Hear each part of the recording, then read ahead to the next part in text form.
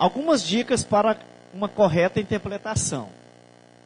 Então, tem que lembrar o seguinte, gente, que o livro foi para um destinatário específico e com propósito também específico, porque existia uma problemática que precisava ser corrigida.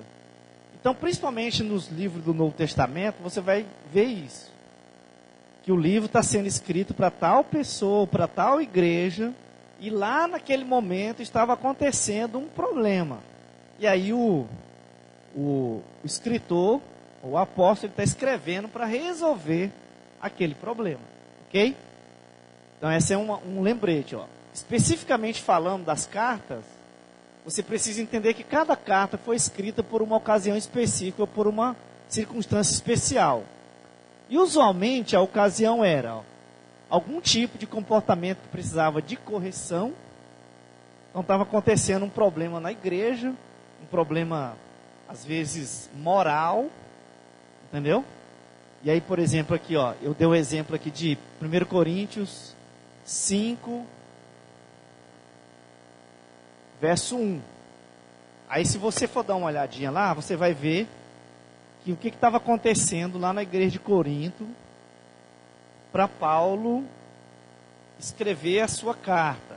Olha só, capítulo 5 de 1 Coríntios, verso de número 1, diz assim, ó: geralmente se ouve que há entre vós imoralidade, e imoralidade tal, como nem mesmo entre os gentios, isto é, haver quem se atreva a possuir a mulher de seu próprio pai.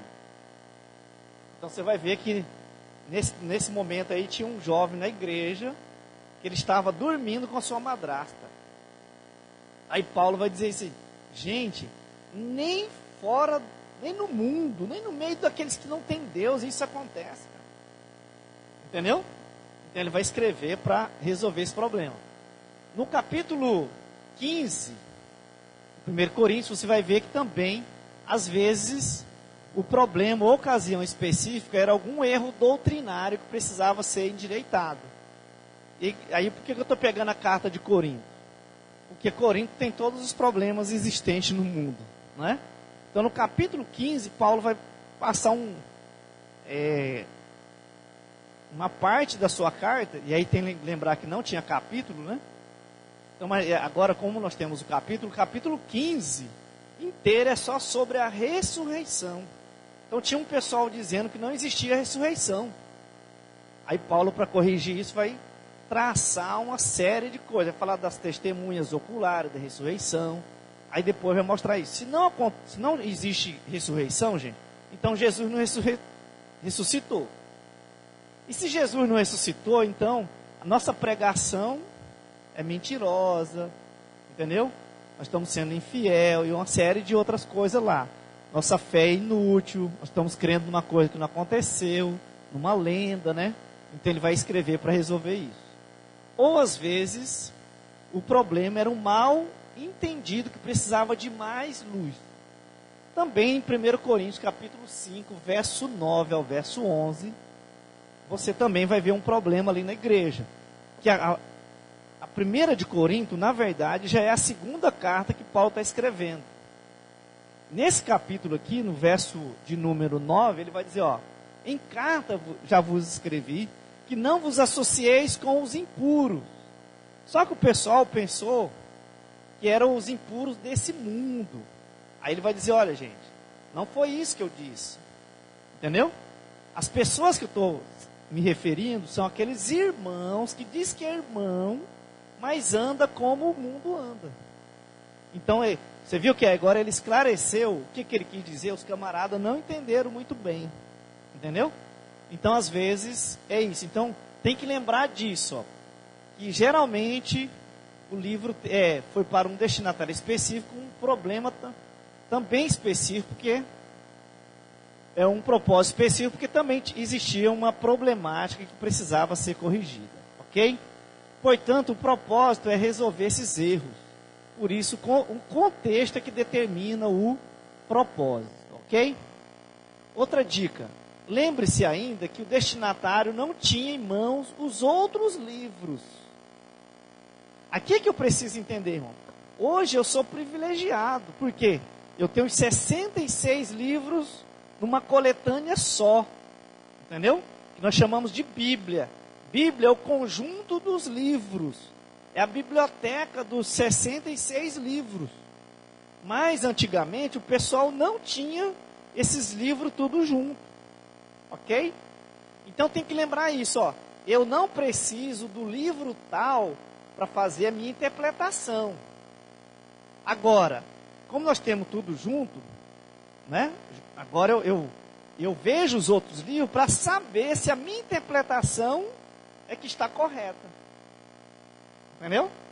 Porque se a minha interpretação contradizer algum dos livros da Bíblia, aí a minha interpretação é que não está correta, porque não pode contradizer. Entendeu? Então preciso lembrar disso, ó. Que o destinatário não tinha em mãos, não tinha Bíblia, né? Como você e eu hoje temos. Ok?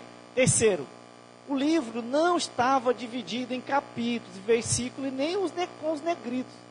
Por isso você não pode isolar o seu texto do seu contexto e nem interpretar versículo por versículo, né? Tem que entender o quadro todo. Às vezes você isolar o versículo para você interpretar, às vezes vai dar problema. Entendeu? Então por isso que a gente precisa compreender o texto todo. E se tratando de uma carta, de uma epístola, você precisa conhecê-la então toda. Porque como a gente estava estudando lá, os evangelhos, às vezes, no mesmo capítulo, está falando de problemas diferentes, de contexto diferente. Mas a carta não. Entendeu? Ele está escrevendo a carta para um determinado problema. Às vezes tem até 3 problemas. Aí eu preciso entender o que está acontecendo. E agora a gente vai ver, por exemplo, a carta que a gente vai estudar. Eu tenho que conhecer também a teologia do autor. Então, por exemplo, hoje vai ser bacana a gente entender isso. Ó. João, o que ele fala, por exemplo, no Evangelho? Aí ele vai escrever a carta. Ele não pode falar uma coisa lá, aí a mesma coisa para esse povo, significando outra coisa. Entendeu? É a mesma coisa assim, a gente saber, ó. Por exemplo, se alguém fala da cara de alguma coisa dela, se eu conhecer bem ela, eu já começo a perceber se o cara está falando dela mesmo ou não. Porque ela tem as manias que é só dela, né? O jeito de dizer, o jeito de falar, o jeito de entender é exclusivo dela. Entendeu? E essa é uma das coisas que a gente sabe, que tal livro é de fulano. Por quê? Por causa do pensamento dele, do jeito dele, como é que ele escrevia, como é que os detalhes sobre, por exemplo, Paulo, não é? Entendeu? Então tem que lembrar disso. Esses são alguns lembretes para interpretação. Então hoje o nosso texto é 1 de João 2, 27 a 29, ok? O que nós devemos fazer? Então a primeira coisa que nós estamos aprendendo nós temos que orar. Para quê? Para Deus abrir o texto para nós e os nossos olhos para o texto. Então olha, se Deus não iluminar eu e você não vai compreender o texto. Por isso que eu tenho que orar pedindo, ó Deus, eu quero entender esse texto. Quero entender o que o Senhor tem para dizer nesse texto. Então abra os meus olhos para ele. Me ilumine, me dê todo o entendimento, me dê toda a compreensão, para que eu entenda e tire do texto aquilo que o texto tem para dizer. Ok? Não o que eu acho, não o que eu penso, não o que eu ouvi alguém dizer. Eu quero entender o que o texto tem para nos dizer. Entendeu? Então, por isso que a gente ora. Ok? Vamos fazer isso? Vamos orar. Para a gente poder ir para o segundo passo, que é ler o texto. Oremos. Deus, agora quando estamos diante desse texto, nós precisamos da ajuda do Senhor. Porque sabemos que por nós mesmos nós não temos condição nenhuma de entender, de compreender a Tua palavra. Por isso que pedimos que o Senhor, na pessoa do Espírito, nos ilumine, nos dê entendimento, nos dê sabedoria, nos dê discernimento para compreender a porção da tua palavra nessa noite. No nome e por amor de Jesus. Amém. Ok, a segunda coisa que a gente faz é ler o texto. Então, aqui? Então, o nosso texto que a gente vai examinar hoje é do 27 ao 29. Mas como é uma carta, você já tem que lembrar que tem um monte de coisa antes que tem tudo a ver com isso aqui, né? E eu sei que você já fez aí a sua tarefinha, né? Então você vai saber que o texto, na verdade, ele não começa aqui. Ok? Vamos lá, diz assim o verso 27. Quanto a vós outro, a unção que dele recebeste permanece em vós, e não tens necessidade que alguém vos ensine, mas, como a sua unção vos ensina a respeito de todas as coisas, e é verdadeira, e não é falsa, permanecei nele, como também ela, a unção, vos ensinou.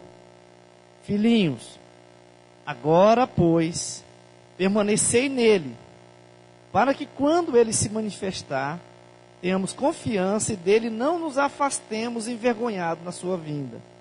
Se sabeis que isto é justo, que ele é justo, reconhecei também que todo aquele que pratica a justiça é nascido dele.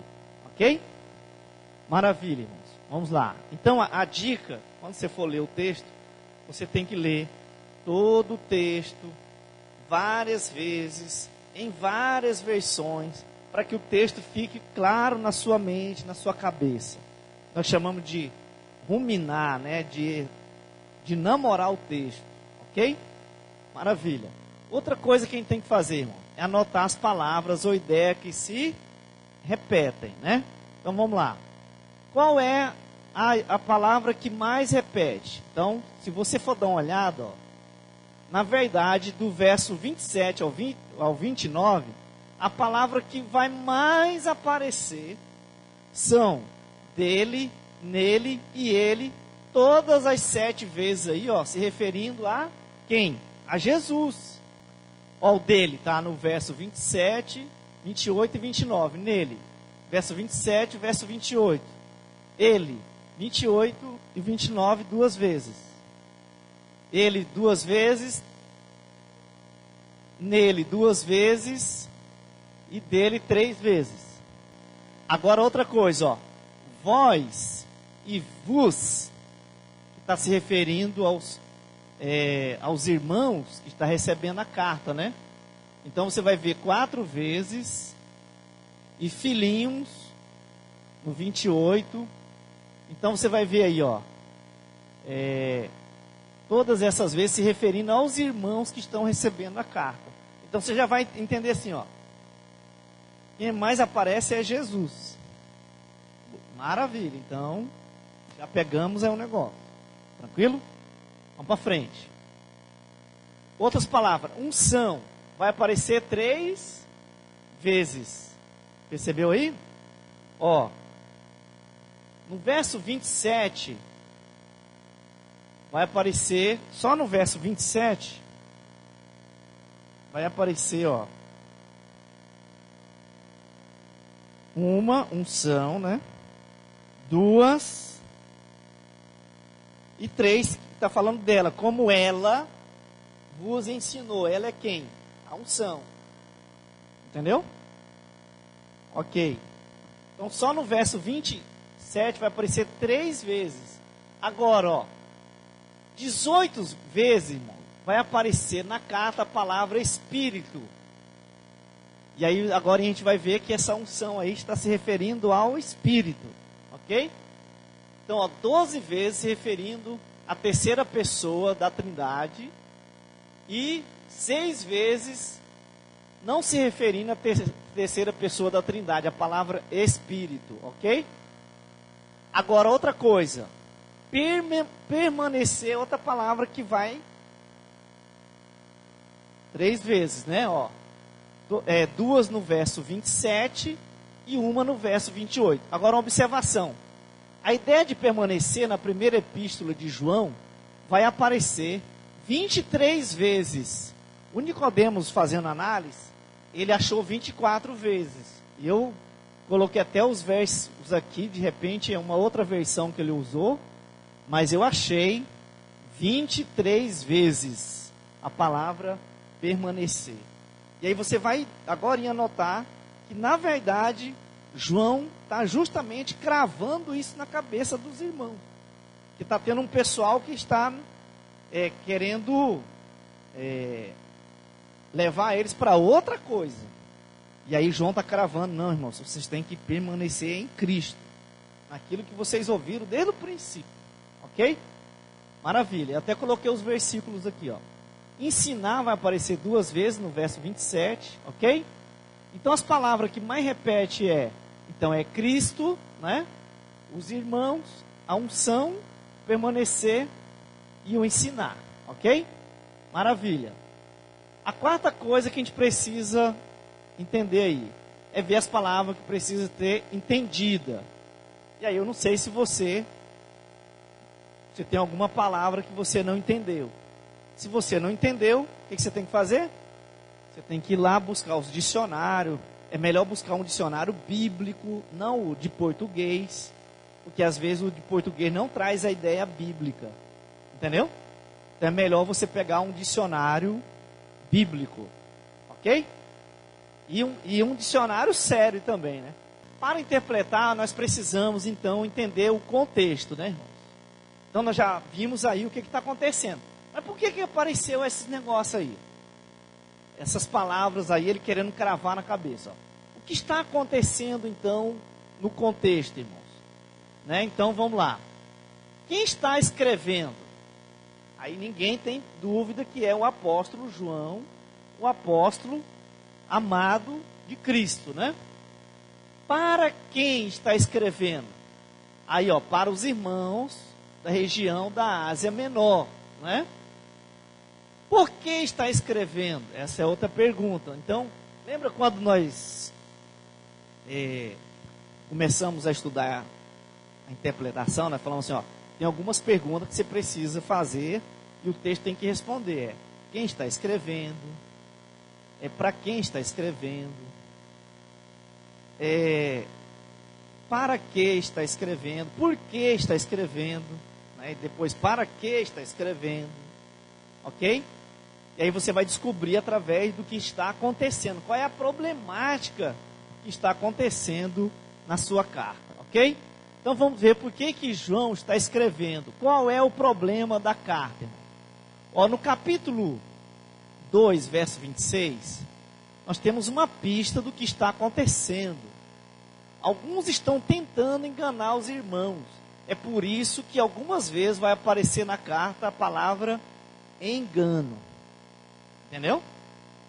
Então algumas pessoas estavam tentando enganar os irmãos. Portanto, se fizermos uma análise na carta, vamos perceber que existem uns falsos mestres, que ele chama de anticristo, tentando enganar os irmãos.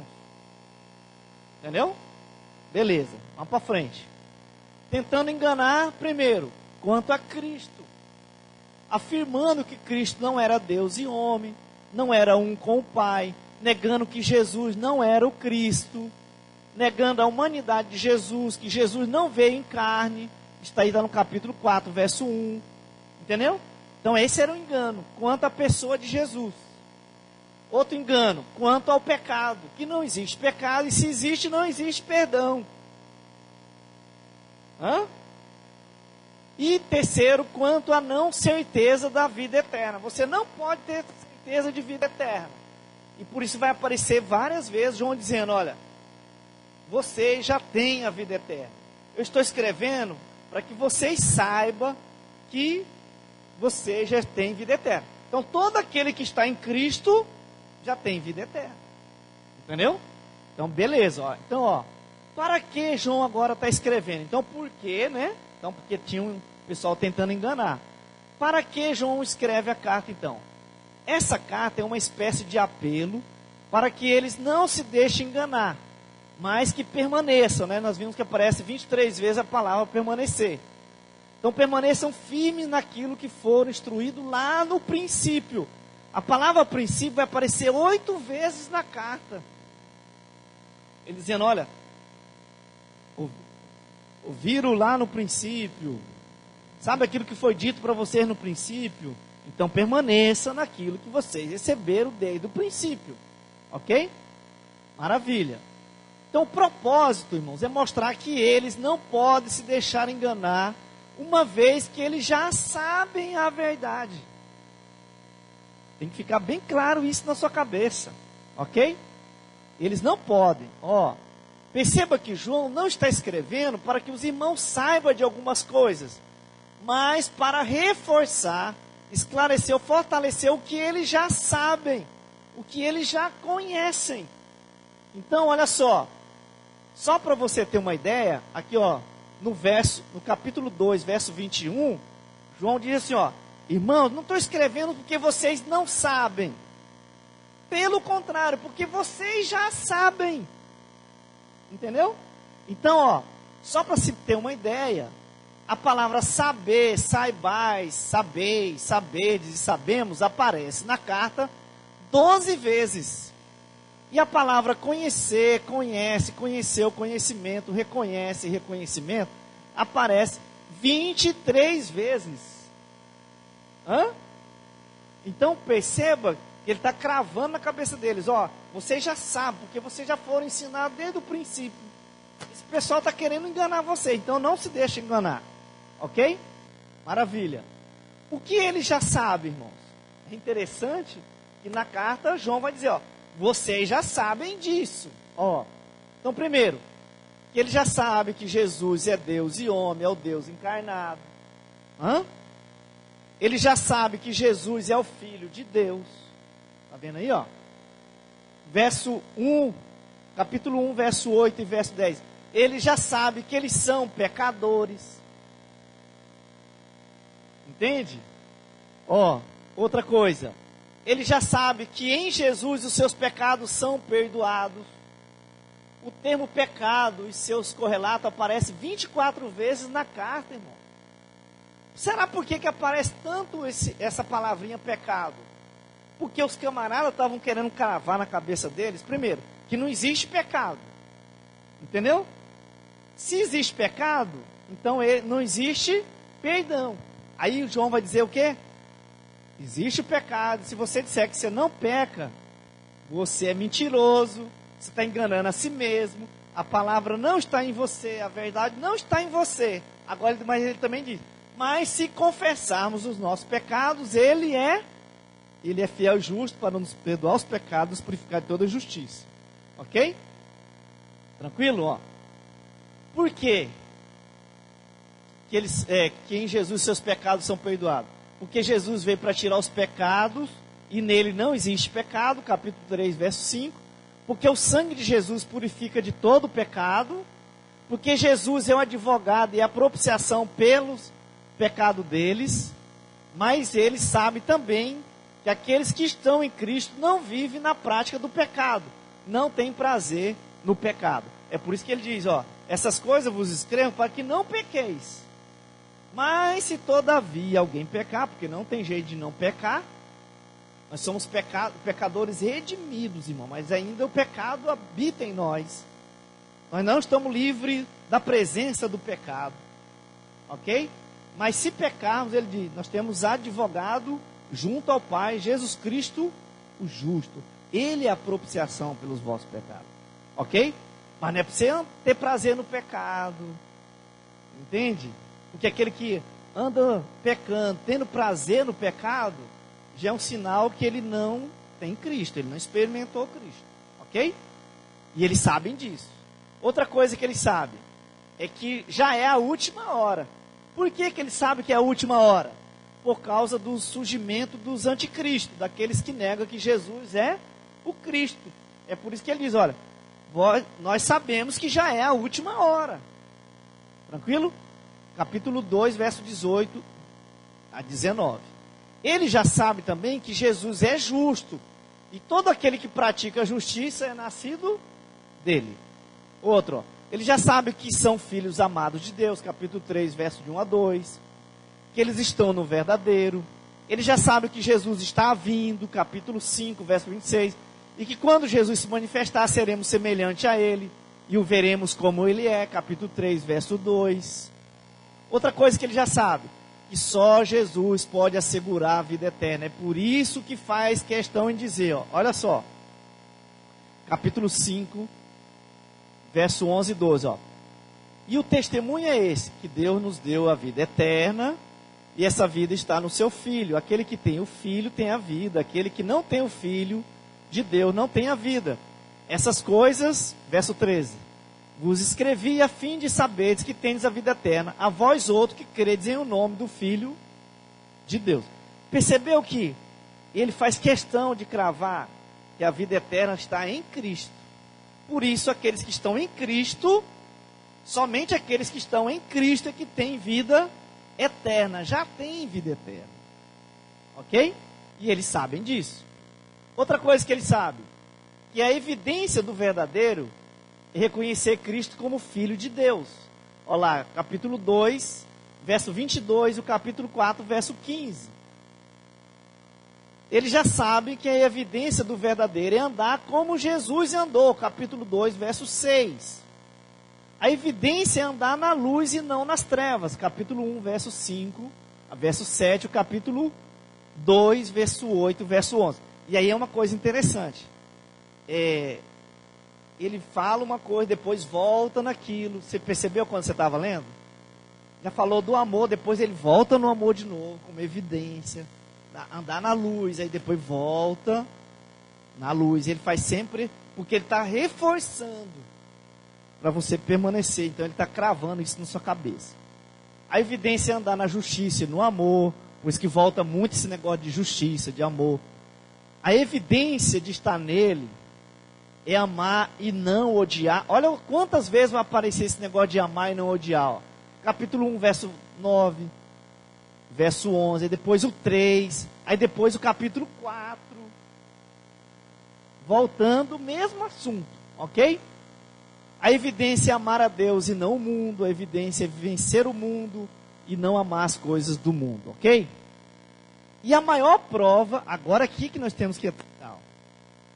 E a maior prova do verdadeiro é a permanência em Jesus. É permanecer nos princípios que lhe foram ensinados. Ó, apareceu 8 vezes. É por isso que no capítulo 2, verso 19, ele diz que aqueles que apostataram de Cristo, aqueles que não permaneceram em Cristo, são os falsos, pois se fossem verdadeiros, teriam permanecido. Mas eles se foram para que ficasse bem evidente que eles não eram dos nossos. Entendeu agora o que ele está cravando? Gente, olha as evidências. Mas a maior evidência, uma das evidências também é a permanência em Cristo. Se não permanecer, é sinal que a sua fé foi apenas temporal. Não foi uma fé verdadeira, não foi fé salvífica. Ok? Por isso que ele faz questão. Agora, é por isso que eles não podem dar crédito a qualquer espírito. Capítulo 4, verso 1. Até porque ele já conhece o espírito do erro e o espírito da verdade. Capítulo 4, verso 6. Entendeu? E como é que eu sei que o espírito é mentiroso, é falso? Aquele espírito que nega que Jesus é vindo em carne e osso. Entendeu? Que é o Deus encarnado. Agora, o espírito verdadeiro não vai denegrir a pessoa de Cristo. E não vai dizer que Cristo não é o Cristo. E que ele não é o Filho. Que ele não veio em carne. Entendeu? Então, aqui que está o negócio, gente. Beleza, ó. E eles também sabem que o Espírito não vai denegrir, né? Diminuir a pessoa de Cristo. Porque o Espírito veio para glorificar o Filho, chamar atenção ao Filho, para testemunhar de Cristo. Aliás, o Espírito é a testemunha fiel e verdadeira de Cristo. E ele é testemunha tanto no céu como na terra. Aí vai aparecer várias vezes a palavra Espírito como a testemunha fiel e real de Cristo. Tranquilo? Aí o que acontece? E eles já têm o Espírito habitando neles, É por isso também que eles não precisam desses falsos para lhes ensinar, porque o Espírito que habita neles é quem os guia a toda verdade. Agora é que nós vamos chegar no nosso texto. Está vendo aí, ó? E ele já tem o testemunho em si mesmo, capítulo 5, verso 10. Ok? É por isso que no capítulo 2, verso 20, ele diz: e vós possuís unção que vem do santo. E o santo aqui não é o Espírito, é Cristo. Ok? E o nosso texto começa assim: quanto a vós outro, a unção que dele recebeste permanece em vós e não tem necessidade de que alguém vos ensine.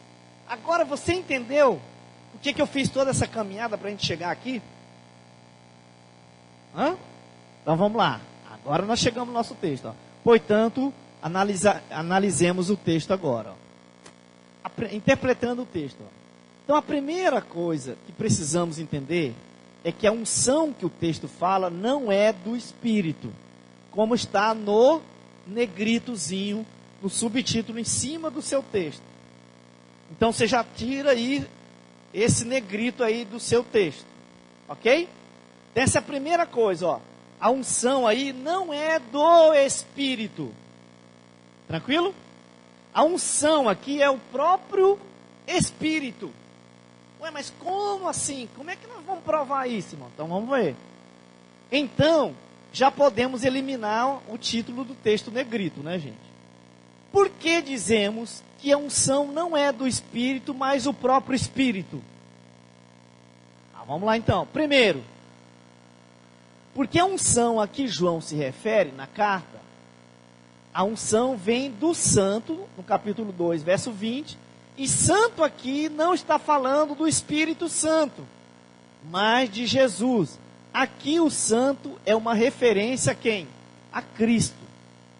Então, a unção que eles têm é a unção de Cristo, não é do Espírito.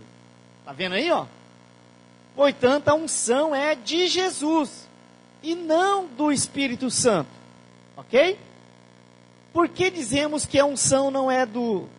Segundo lugar, irmãos, a unção não é do Espírito, mas o próprio Espírito. Segundo, todas as funções que segue o termo unção têm a ver com a função de quem? Do Espírito. Quer ver, ó? Presta atenção. Quem é que permanece nos crentes? O Espírito, né? Ó, no capítulo 4, verso 4, João diz ainda que os crentes vencem os falsos profetas porque maior é o que está neles do que aquele que está no mundo. Quem é? Então, ó, quem é que permanece nos crentes? Outra pergunta. Quem é que ensina todas as coisas? Tá vendo aí? Então, ó, em terceiro lugar, por que nós dizemos que aqui a unção não é do Espírito, mas o próprio Espírito? Porque já aprendemos que para saber se a minha interpretação está correta, preciso conferir a minha interpretação com o restante da Bíblia. E quando olhamos para a Bíblia toda, irmão, vamos perceber que não é o Espírito que unge os crentes. Quando você analisa o todo da Bíblia, você vai perceber que a tarefa de ungir nunca é do Espírito, mas sempre é do Pai ou do Filho. Vamos ver isso aqui, ó. Todos esses textos, ó. Atos 4, 27, Atos 10, 37 e 38, 2 Coríntios, capítulo 1, verso 21, atribui ao Pai a tarefa da unção. Não é o Espírito que unge. Nesses textos aqui, ó, é o Pai que unge com o Espírito. Tá vendo ali, ó? Eu vou até ler para vocês. Vamos lá para você ver. Ó, Atos dos Apóstolos, capítulo 4. É isso aí que a gente precisa atentar, irmãos. Quando a gente... Então a minha interpretação não pode contradizer o todo da Bíblia. Capítulo 4, verso 27. 27 diz assim, ó. Porque verdadeiramente se ajuntaram nessa cidade contra o teu santo servo Jesus, a qual ungiste. Quem foi que ungiu Jesus? O Pai. Tranquilo? Agora vamos para o capítulo 10. Capítulo 10 fica bem mais claro agora, ó. Capítulo 10, verso 37 e 38, ó. 37 diz: vós conheceis a palavra que divulgou por toda a Judéia, tendo começado desde a Galiléia, depois do batismo que João pregou, como Deus ungiu a Jesus de Nazaré com o Espírito. Está vendo aí? Então quem foi que ungiu Jesus com o Espírito? Foi o Pai. Então, esses dois textos aqui, ó, atribui a unção à primeira pessoa da Trindade. Ok? Vamos para frente um pouquinho, 2 Coríntios, capítulo 1, verso 21. 2 Coríntios, capítulo 1, verso 21. Diz assim, ó: mas aquele que nos confirma convosco em Cristo e nos ungiu é Deus, Deus Pai aqui. Entendeu? Então, gente, aqui é que nós temos que entender, ó. Ok? Todos esses textos, né? Então, já vimos aí.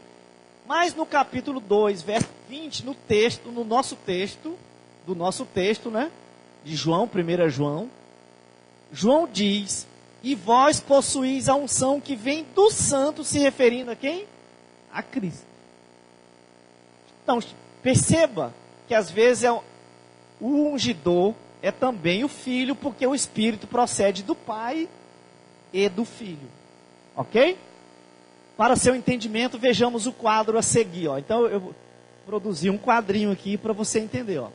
Então, a Trindade em relação à unção, ó. Então, Deus Pai é o ungidor, Deus Filho é o meio, ou só se recebe o Espírito aquele que crê em Cristo, e também Cristo é o ungidor, porque o Espírito procede do Pai e do Filho, né? Deus Espírito é o elemento da unção, portanto, o Espírito é a própria unção. Ok?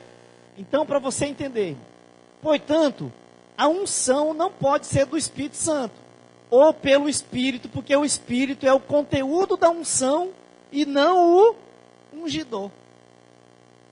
Entendeu? O Espírito é o elemento ou instrumento com o qual se é ungido. Por isso, a unção nesse texto significa o próprio Espírito. Bacana, né? Somos ungidos com o Espírito, irmãos. É isso que a Bíblia nos ensina. Tá certo? Então, aliás, já coloque isso na cabeça, ó. Você não é batizado pelo Espírito, ungido pelo Espírito e nem selado pelo Espírito. O que a Bíblia diz é isso aqui, ó. Você é selado com o Espírito, você é batizado com o Espírito e você é ungido com o Espírito. Portanto, você percebe aí, ó, não é o Espírito que te unge, não é o Espírito que te batiza, não é o Espírito que te sela. A unção, ó, ungir é o ato de derramar sobre. Entendeu? E vai derramar sobre você quem? O Espírito. Então o Pai, na hora que você crê, Efésios 1, 13 vai dizer, ó, tendo você ouvido o Evangelho, crido, você foi ungido com o Espírito. Então foi derramado o Espírito, você foi selado com o Espírito. Ok? Beleza? Tranquilo. Então, interpretando, ó, o texto então, né? Em quarto lugar, por que dizemos que a unção não é do Espírito, mas o próprio Espírito? Em quarto lugar aqui, irmãos, porque aprendemos também que para uma correta interpretação, precisamos saber a teologia do autor, do escritor, o que ele entende sobre aquilo. Então, ó, por isso devemos compreender o que João disse no seu evangelho sobre o Espírito. Pois ele não pode, o João não pode falar uma coisa no evangelho e outra na carta em relação ao Espírito. Concorda comigo? Então vamos lá, ó. Por exemplo, o que João disse sobre o Espírito? Vejamos o que João diz no seu evangelho, ó. Em João 14, 16 e 17 ele diz, ó: e eu, Jesus, né, rogarei ao Pai, e ele vos dará outro Consolador, a fim de que esteja para sempre convosco. Aí eu até coloquei em negrito aqui para você entender, ó. Esteja para sempre convosco. O Espírito da verdade que o mundo não pode receber, porque não vê nem o conhece. Vós o conheceis, porque ele habita convosco e estará em vós. Ok? Capítulo 14, verso 26. Ele diz: mas o Consolador, vírgula, o Espírito Santo, a quem o Pai enviará em meu nome, esse vos ensinará todas as coisas e vos fará lembrar de tudo o que vos tenho dito. Está vendo aí, ó? Em João 16, 13, ele diz: quando vier, porém, o Espírito da verdade, ele vos guiará toda a verdade, porque não falará por si mesmo, mas dirá tudo o que estiver ouvido e vos anunciará as coisas que hão de vir. Agora presta atenção que eu negritei, ó. O Espírito vai estar para sempre com você, ele vai ensinar todas as coisas e ele guiará toda a verdade. Agora presta atenção. Agora veja o texto de 1 João, que diz o seguinte: quanto a vós outros, a unção que dele recebeste permanece em vós, e não tem necessidade que alguém vos ensine, mas como a unção vos ensina a respeito de todas as coisas, e é verdadeira e não é falsa, permanecei nele como ela, a unção, vos ensinou. Ok? Pergunta para um melhor entendimento do verso: quem permanece em vós segundo o evangelista João? A resposta é o Espírito Santo. Quem ensina todas as coisas segundo o evangelista João? Resposta: o Espírito Santo. Ok? Depois dessas explicações, olha só, o texto de 1 João 2,27 ficaria assim, ó. Olha só. Quanto a vós outros, então no lugar da unção, coloca o Espírito para você ver, ó. Quanto a vós outros, o Espírito que de Cristo recebeste permanece em vós. E não tem necessidade de que alguém vos ensine, porque o Espírito vos ensina a respeito de todas as coisas. E é verdadeira e não é falsa. Permanecer em Cristo, como o Espírito vos. Então é por isso que eu estou dizendo para você, e eu estou provando, 4 provas, de que a unção aqui no texto não é do Espírito. A unção é o Espírito. Beleza? Conclusão então, irmãos. Podemos concluir dizendo o seguinte, ó. A preocupação de João é com a permanência deles em Cristo, irmãos. O apelo é para que eles não se deixem enganar, mas que permaneçam firmes naquilo que foram instruídos lá no princípio. O propósito de João é mostrar que eles não podem dar ouvido a esses falsos mestres, a esses anticristos.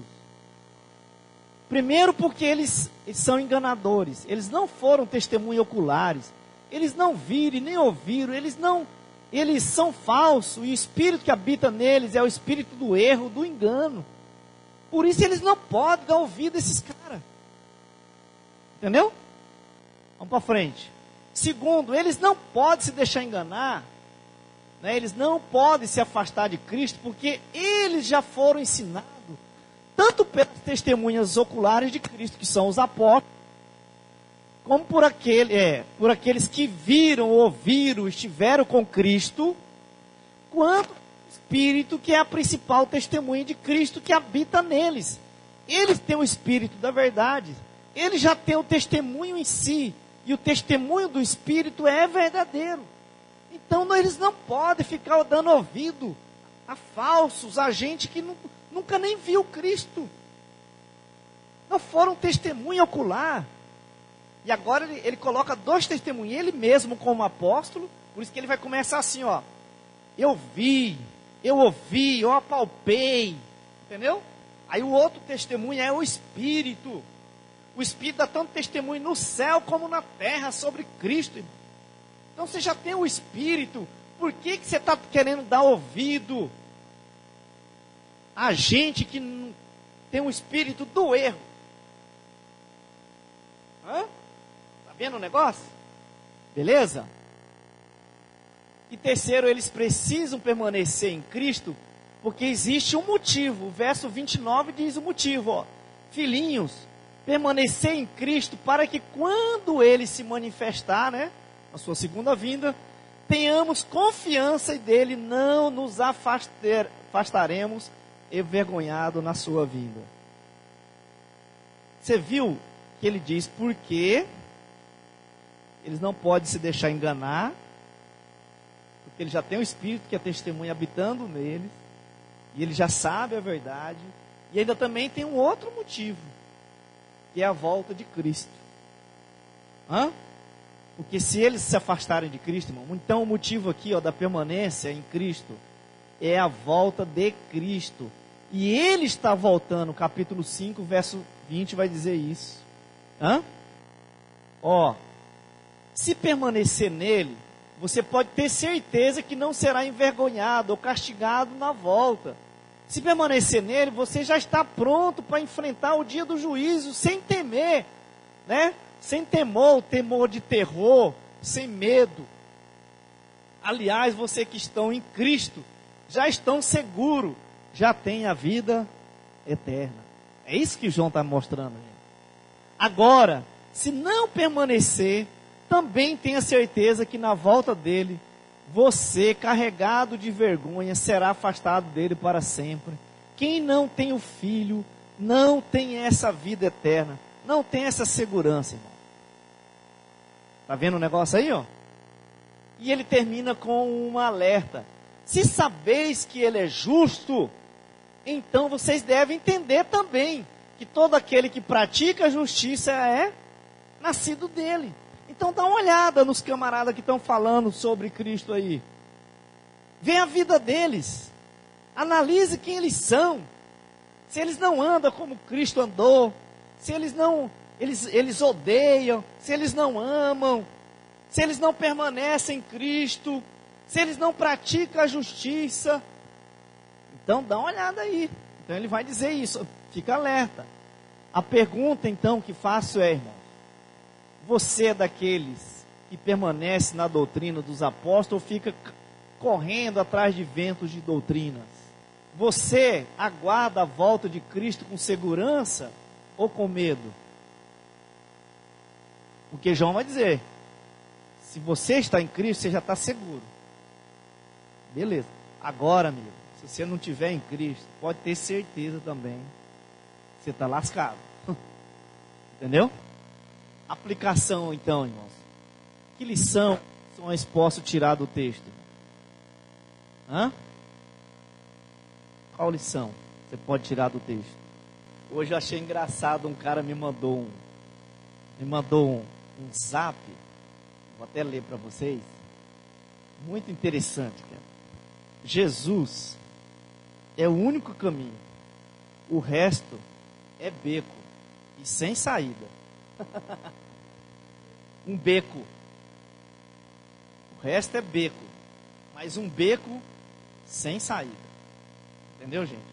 Então, perceba o que João está querendo cravar na cabeça dos irmãos. Olha, vocês não precisam mais ficar sendo ensinado por esses camaradas estranhos aí. Vocês já sabem, vocês já conhecem, vocês já aprenderam desde o princípio, irmão. E com gente que foi confiável, porque foi testemunha ocular. Eles não podem dizer que viram Jesus, porque eles não viram. Entendeu? Eles não são apóstolos, porque os apóstolos, uma das credenciais é que eles eram testemunha ocular da ressurreição de Cristo. Viram Jesus ressurreto. Entendeu? Então, o texto não está dizendo que você não precisa ser ensinado por ninguém no sentido... Quem é esse ninguém aqui? Esse ninguém aqui é os falsos. Entendeu? Senão aí contradiria o restante da Bíblia, né? E ele não poderia nem atentar para o que o João está ensinando. Se não ele não pode ser ensinado por ninguém, então ele não pode ser ensinado nem pelo João, que está ensinando eles a permanecerem firmes, dando alerta, mostrando o que eles têm que fazer. Ok? Então esse ninguém não... Vocês não precisam mais ser ensinado por ninguém, é pelos falsos, por esses falsos que ele está dizendo, se referindo, esses anticristo, esses camaradas que não crê que Jesus é o Filho de Deus, que não crê que ele é Deus e homem, o Deus encarnado, entendeu? A esses aí você não precisa dar ouvido para eles. Ok, irmão?